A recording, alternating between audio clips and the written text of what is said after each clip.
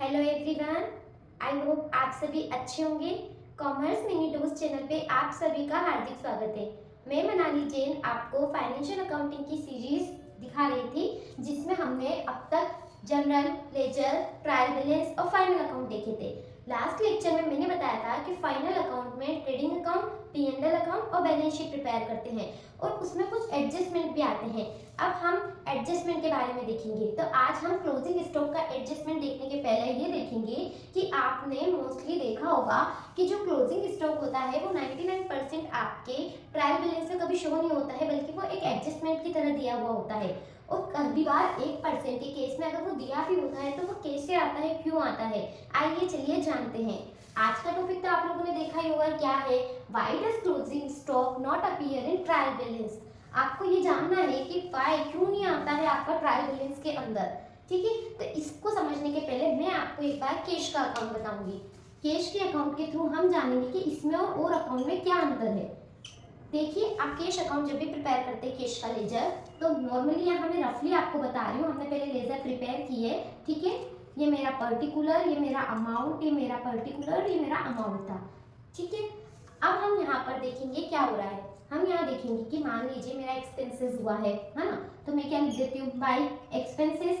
मान लीजिए 1000 रुपये का हुआ है ना। और मान लीजिए मुझे आज कहीं से कैश आया होगा, किसी ने दिया होगा, मान लीजिए X से आया है ना, तो मुझे आया था 5000। ठीक, अब आपका यहाँ पर बाई बैलेंस कितना आ गया, हम बैलेंस शीट निकालते हैं, कितना आया 4000 हो गया आपके 5000। अब आप इस केस में क्या करते हो, जब भी आपने कैश की लेजर बनाई है, आप इसको कहाँ ले जाते हो, ट्रायल बैलेंस में। ठीक है, और आप वहाँ क्या करते हो, आपका कौन सा बैलेंस आ रहा है आप वो देखते हो। इस केस में आप क्या करोगे, वहाँ कैश ले जाके और आप डेबिट साइड क्या करते हो, डेबिट साइड जाके आप 4000 लिख देते हो। हम अब तक यही करते आए हैं। पर अब आप यहाँ देखना, क्लोजिंग स्टॉक में ऐसा क्यों नहीं होता है। क्लोजिंग स्टॉक में ऐसा नहीं होने का रीजन ये है, जब हम अगर क्लोजिंग स्टॉक के साथ भी ऐसा ही करते तब तो हमारे ट्रायल बैलेंस में शो होता ना।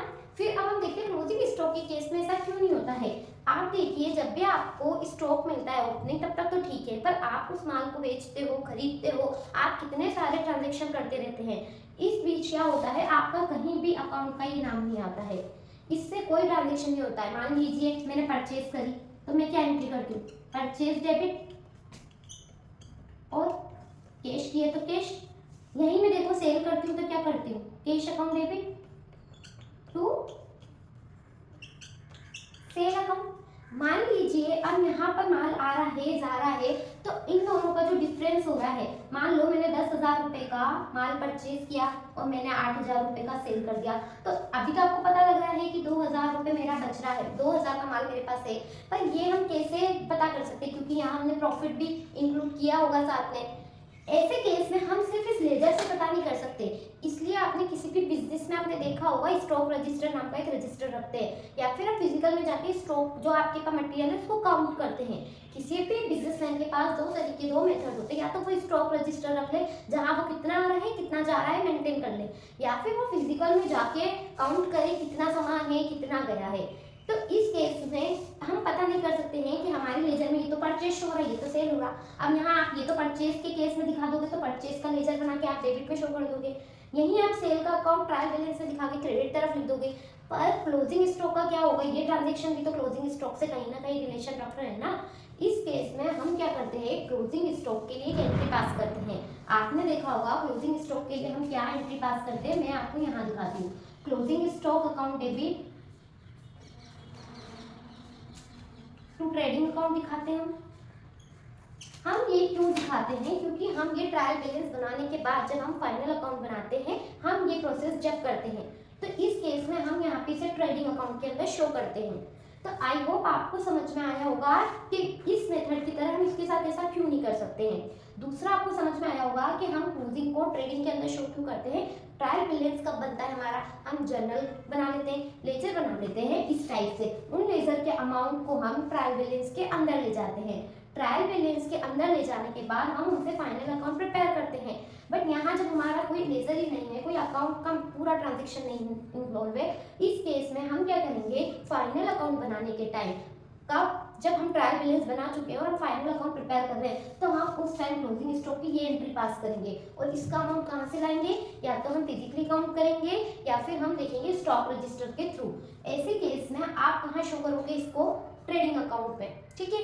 तो जब भी आपको क्लोजिंग स्टॉक का दिया रहता है एडजस्टमेंट, तो आप क्या करते हैं, उसको ट्रेडिंग अकाउंट के किस साइड में दिखाते हैं आप उसको। जब भी हमने बनाया है ट्रेडिंग अकाउंट, हम उसको क्लोजिंग स्टॉक को शो करेंगे और हम उसका सेकंड एडजस्टमेंट कहाँ करेंगे, बैलेंस शीट की असेट साइड में जाके। तो आपको आई होप पूरा एडजस्टमेंट समझ में आया होगा कि क्यों क्लोजिंग स्टॉक को हम ट्रायल बैलेंस में नहीं देख पाते, फिर भी उसका हम फाइनल अकाउंट में एडजस्टमेंट करते हैं। तो आई होप आपको ये सब समझ में आया होगा। उसके बाद मैं आपको बताऊंगी कि जो हम ट्रेडिंग अकाउंट है, जो 1% 1% का केस है कि कई बार ट्रायल बैलेंस के अंदर आ जाता है, तो वो उस केस में आता है जब आप परचेज से उसको सेट ऑफ कर लेते हो ट्रायल बैलेंस बनाने के पहले।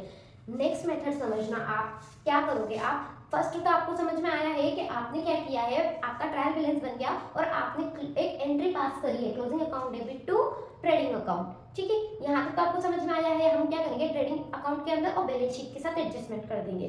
सेकंड मेथड में क्या बता रही हूँ आपको कि जब भी आप इस तरह से बताना चाहते हो और आपके शायद ट्रायल बैलेंस के अंदर क्लोजिंग शो हो रहा है स्टॉक, उस केस में हम क्या करते हैं, हम परचेज से सेट ऑफ करेंगे। कब करेंगे, ट्रायल बैलेंस बनाने के पहले ही, यानी कि फाइनल अकाउंट तक का वेट नहीं करेंगे, हम ट्रायल बैलेंस बनाने के पहले ही आपका जो भी है 2000 का सेट ऑफ है, हम यहाँ परचेज से, पर उस केस में यहाँ पर परचेज एडजस्टमेंट नाम का अकाउंट आएगा।